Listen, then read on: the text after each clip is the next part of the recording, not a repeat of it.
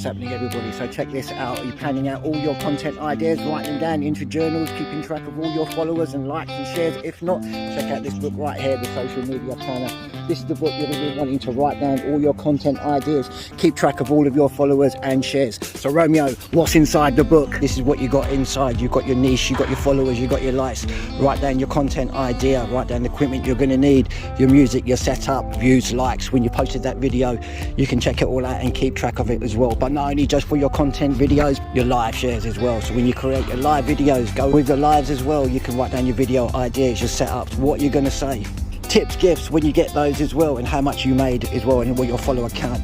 Keep track of all of those, and not only that, but also at the back as well, you've got tips and tricks, ideas, how many times you need to post, how many video lengths you've got to be doing, and also your helpful websites as well at the back of the book as well. So check this book out. It's going to help you out creating all of your content. You need this book. So pick the book up from the link in description.